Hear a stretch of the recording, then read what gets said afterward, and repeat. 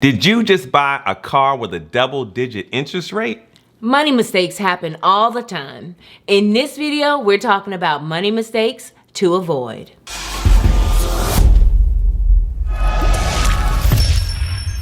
What's up, Legacy Builders? I'm Rob. I'm Reshawn, and this is Learn, Hustle, Grow. She's a stock trader. He's a realtor. And we are debt-free investors.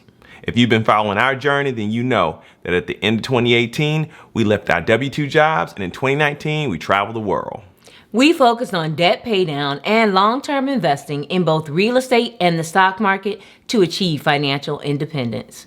Every week, we drop videos sharing our knowledge and experience on the topics of money, real estate, and investing. Occasionally, we share our travel experiences. If you're new to this channel, welcome. We drop gems in every one of our videos. We're glad you found us. Go ahead, like, subscribe, and share this video. Come on now, help others to learn, hustle, and grow. When we looked at this topic, we couldn't help but think about our own money mistakes. We're not perfect. Before getting married, we both made mistakes with money. We also both had our own individual moments of clarity that helped us come to our senses. What was that moment for you, babe? For me, the one that comes to mind is when I first got a book called The Courage to Be Rich by my friend in college. I was always broke at the time. I was working really hard and I was just tired of struggling. So, and I had a son on the way, right? That book was by Susie Orman, right? Yes, Susie Orman, yeah. And then I was like, wow, I got to do something. So he gave me this book and wow, it really opened my mind and changed. It was like a whole nother world once I started reading that. And it was giving me step-by-step ways to think about how to stop being broke and how to change my money lifestyle. So yeah, mindset is crucial. I'm gonna say my aha moment was becoming a single mother in my 20s. I realized almost immediately that I could not do the same things my peers were doing when it was coming to spending, right? I now had the cost of daycare and a 2-bedroom apartment. Just taking care of another person, such an eye-opening experience when it came to money and spending. So Legacy Builder, what was your aha moment? Share it in the comments below. I don't know about you, but when we mess up, we often think, why didn't somebody teach me better? Yeah, we've had that conversation with many person. Yeah. But the truth is, as parents, we pass on the information to our children that we believe to be essential. Right. We were both raised by 2 teenage single moms. Think about that. Who were you at 16, 17, or 18 years old? I know I was struggling just to keep my head above water. Right? Our parents were too. Like most parents, they were focused on keeping a roof over our head and keeping food on the table. Nobody taught them about managing money. Building wealth was like a foreign concept. Today, we have every expectation of being able to build wealth for ourselves. For them, building wealth was never even a thought. The only people that appeared to be making money in the hood were drug dealers. They had the nicest clothes, nicest cars, nicest everything. Our parents were taught to get jobs. The idea of returning to school or getting an education, it was just considered a no-go once they had kids. Access to information was just not as readily available as it is now. Using the internet is so prevalent in our daily lives that we forget that it's relatively new. Maybe it's time for us to forgive our parents for not preparing us to deal with money. Even with the advancements in technology, our education system still doesn't teach financial literacy. Most of us learn about money through trial and error. Many of us learn by repeating the same bad habits of the people that we know and love. How did you learn about money? Drop a comment below. Maybe you haven't learned anything yet, and you're here to figure it out. If that's the case, we can help. Now, we've been known to say that the first 9 years of our marriage were easy. Of course, we had challenges, but we figured it out. So this is what happened. We created a shared vision early in our marriage, and then that vision helped us lay a solid foundation. Now, the decision to join our finances was a big part of that foundation, and Rob gets all the credit for that. I was hesitant in the beginning. He says that I didn't want to share my money. In her defense, she was still getting to know me because I proposed 6 months after dating, and then we went 8 more months before we actually got married. I know, y'all. I took a chance. She After he asked if we should combine our finances, I asked for time to pray about it and suggested that we get some education. I'm thrilled that Rob was open to that, because soon after we started the Dave Ramsey Total Money Makeover audiobook. We modified the 7 baby steps and created our own plan to pay off debt. Individual debt became our debt. So the first financial mistake to avoid is not having financial goals.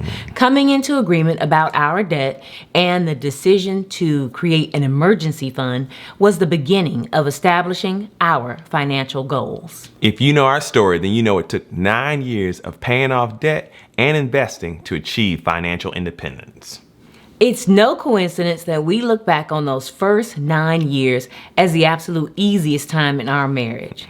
The fact is, we were working hard to achieve our goals, and we were loving every minute of it. Without a plan, you don't have goals. You might have dreams, but those are not goals. Think about where you want to be. Write it down and work backward from there. Writing it down is the first step to having financial goals. Now, the next money mistake to avoid is one we actually made after getting married. Buying an expensive car. I loved my 335i Royal Blue BMW Coupe. In my defense, we had the money. We were doing extremely well for ourselves during that time. The lesson we learned from this money mistake is that the sticker price and the cost of ownership are two different things. We purchased the car used, but really didn't understand the costs associated with ongoing repairs. Do you love your car? What are you driving? If you've ever owned a BMW, then you know the cost of every repair is quoted at least $1,000. Now, that was back in 2010 and 2011. We have no idea what those costs are today. We found a mechanic that was charging only half of what the dealer was charging, but the repairs kept coming. Keeping that car did not line up with our financial goals, so we had to get rid of it. That brings us to the third financial mistake to avoid. Buying a house you cannot afford.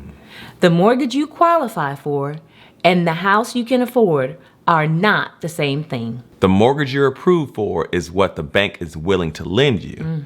That doesn't necessarily mean you can afford it. You need to check your budget for that. The term keeping up with the Joneses refers to our neighbors. Think about it. Where we live influences how we spend our money. You buy a house based on the approved mortgage in an expensive neighborhood. You think that you have made it. Your neighbors' kids attend private schools. Your neighbors vacation in places like the Maldives. Your neighbors play golf, wear designer brands, and drive luxury cars. You have found your tribe. The truth is, you make good money, but it's not enough. After paying your mortgage and your bills, you don't have enough for the luxuries that you now see as necessities. That brings us to the fourth money mistake to avoid: overuse of credit cards. We live in a world of instant gratification. No money, no problem. Just put that round of golf and that new designer bag on your credit card. Now, we're not saying don't use credit cards. Using credit cards is one of the ways that we modified the 7 baby steps. The mistake is in overdoing it. Learning to use credit responsibly is just part of being an adult. Some of us learn later than others. If you can afford to pay the purchase off in 30 days, go for it. If not, reevaluate it. Is it a need or a want? Think about it in terms of an hourly wage. How many hours did you have to work to buy that item or that experience? That's a bit heavy.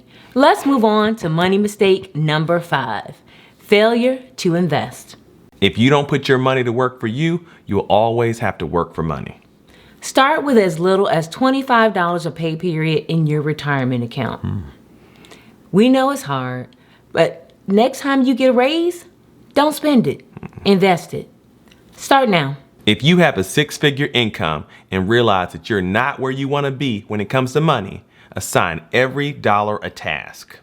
Max out your retirement accounts, open a brokerage account, and buy index funds every pay period. Your future self will thank you.